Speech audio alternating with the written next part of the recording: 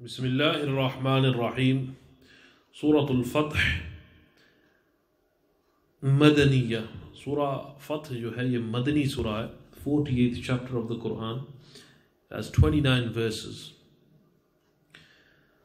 The title سورت کا نام is taken from the main theme of the surah, the clear victory of the peace treaty at Hudaybiyah.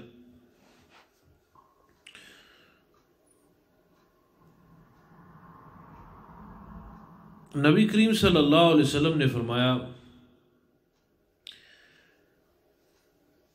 کہ اس رات میں مجھے ایک ایسی صورت نازل ہوئی کہ میں اس سے بہت پسند کرتا ہوں، میں اس صورت سے بہت محبت کرتا ہوں،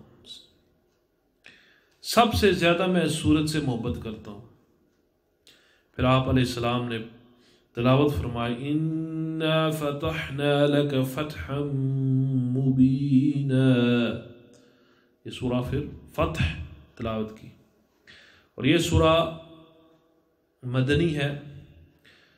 اور یہ جو حدیث جو میں نے ابھی پڑھی ہے کہ نبی کریم علیہ السلام نے فرمایا یہ سورہ مجھے سب سے زیادہ محبوب ہے، یعنی سورہ فتح، یہ حدیث صحیح بخاری میں موجود ہے۔ Messenger علیہ السلام said that this night a surah was sent down to me, that it is more beloved to me than all what the sun shines over. It's beloved to the Messenger alayhi salatu wasalam. And then when the Messenger alayhi salam said this, straight after he began to recite Surah Al-Fatih. So Allah granted the Muslims victory through the Treaty of Hudaybiyah. صلح حدیبیہ کے ذریعے سے اللہ تعالیٰ نے مسلمانوں کو فتح عطا کی۔ Swearing allegiance to the Prophet صلی اللہ علیہ وسلم was considered swearing allegiance to Allah. اس سورہ میں کہ نبی علیہ السلام سے بیعت کرنی حقیقی طور پر اللہ سے بیعت ہے۔ بیعت pledge allegiance، بیعت جو ہوتی تھی توبہ پر، اسلام پر، جہاد پر، کوئی بیعت ہوتی تھی ہم چوری نہیں کریں گے، ہم یہ اس کو ہم بیعت کہتے ہیں۔ آج کل جس کو ہم بیعت کہتے ہیں وہ توبہ کی ہوتی ہے، کسی نیک آدمی کے ہاتھ پر توبہ کرنی، یہ ہمارے بزرگوں کا طریقہ ہے، اہل سنت و جماعت کا ہمیشہ طریقہ رہا ہے کہ کسی نیک آدمی کے ہاتھ پر توبہ کرنی۔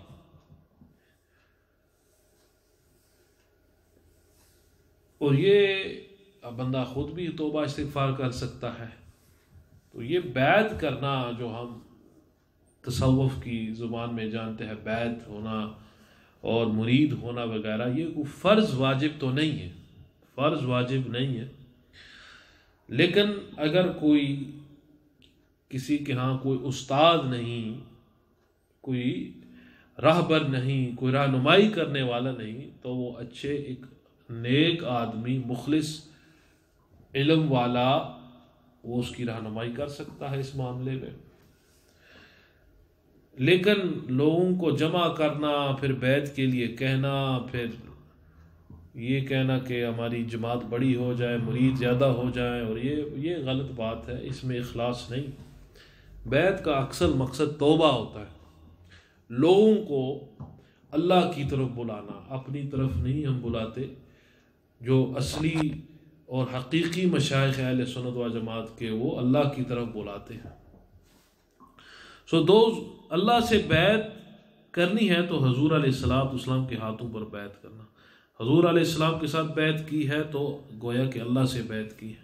حضور علیہ السلام کی اطاعت گویا اللہ کی اطاعت، حضور علیہ السلام سے محبت اللہ سے محبت ہے۔ حضور علیہ السلام کا ذکر حقیقی میں اللہ کا ذکر ہے۔ حضور علیہ السلام کی کوئی نافرمانی کرے، بے ادبی، گستاخی کرے، گویا کہ اس نے اللہ کی نافرمانی کی، بے ادبی، گستاخی کی۔ کیونکہ the Messenger علیہ السلام is a representative of Allah Jalla wa Ala. The Messenger علیہ السلام is representing Allah subhanahu wa ta'ala. He speaks on behalf of Allah subhanahu wa ta'ala. Only the blind, lame and sick are exempt from war. جو نابینا ہیں، جو بیمار ہیں، یا طاقت نہیں ہے، بچے وغیرہ، عورتیں بھی ظاہر، تو وہ جہاد سے ان کو معاف ہے. A vision to conquer Makkah was shown to the Prophet ﷺ in Surah Fath. Characteristics of Sayyidina Muhammad ﷺ and his followers are mentioned. حضور علیہ السلام کے صحابہ کی تعریف ہوئی اس سورہ فتح میں. Strategy of peace is mentioned.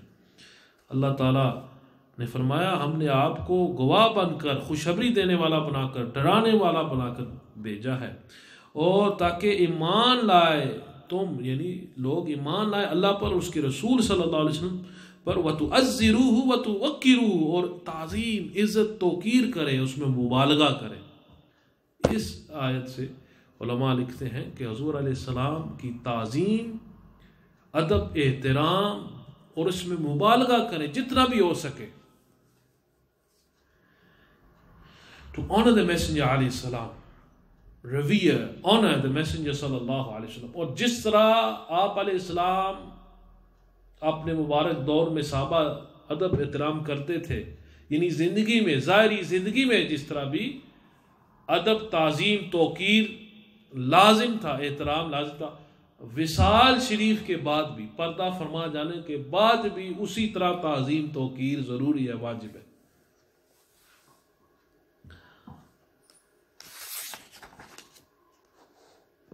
محمد الرسول اللہ، محمد اللہ کے رسول ہے صلی اللہ علیہ وسلم. والذین معه اشداء علی الکفار، وہ جو ان کے ساتھ صحابہ ہیں وہ کفار پر بڑے سخت ہیں. رحماء بینہم، آپس میں بہت نرم دل ہیں. آج مسلمان آپس میں سخت اور سخت لہجے سے اور دشمنی آپس میں، لیکن کفار سے بہت نرم ہے. آج جو معاملہ اٹھ ہو گیا، مومن جو تھے کفار پر بہت سخت تھے اور آپس میں بہت رحم دل تھے. جو صحابہ جب بھی انہیں دیکھے رکعن سجدا، وہ رکوع کرتے ہیں، سجدہ کرتے ہیں، اور یبتغون فضلا من اللہ، اور وہ اللہ کا فضل تلاش کرتے ہیں اور اس کی خوشنودی. سیماہم فی وجوہہم من اثر السجود، ان کے چہروں پر نشانی ہے، اور کیا؟ اثر السجود، سجدوں کی، ان کے چہرے پر سجدے کی نشانی ہے. So the believers, they are ashidda, strict, or severe, or harsh on the enemies of Islam, the disbelievers, and merciful to one another. And they tarahum rukkan sujjada, and when you see the companions, the Sahaba, they are in ruku and sujood, they are bowing to Allah, prostrating before Allah. Yabtaghuna, and they seek the fadl, grace of Allah and His pleasure, ridwan. And you would see the trace of prostration on their faces. This is what Allah mentions in Surah Fath. آگے جو سورہ مبارک ہے، سورہ حجرات، the chambers، حجرات، حجرے، یہ 49th chapter of the Quran. This surah is Madaniya, it has 18 verses. یہ سورہ حجرات جو ہے، جو بھی سن رہا ہے گھروں میں، جو بھی سن رہے ہیں، تو وہ ضرور سورہ حجرات کو کھولے. 18 آیتیں ہیں اس کی، کھول کے اس کا ترجمہ ضرور پڑھیں، ضرور. تو کیونکہ اس میں اخلاقیات پر بہت زور ہے، اخلاق کو درست کیسے کرنا ہے، تو بہت سبق ہے ہمارے لیے. سورہ حجرات میں 18 آیتیں ہیں. سورہ حجرات،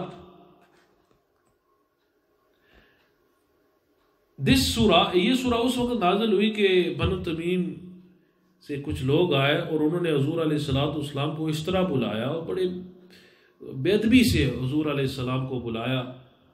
یعنی حضور علیہ السلام اپنے حجرے میں ہے اور یہ لوگ بنی تمیم والے آئے اور بے ادبی سے انہوں نے اس طرح حضور کو پکارا اور بلایا. اور یہ بے ادبی اور گستاخی اللہ سبحانہ و تعالیٰ نے پھر اس کی اصلاح فرمائی سورہ حجرات میں.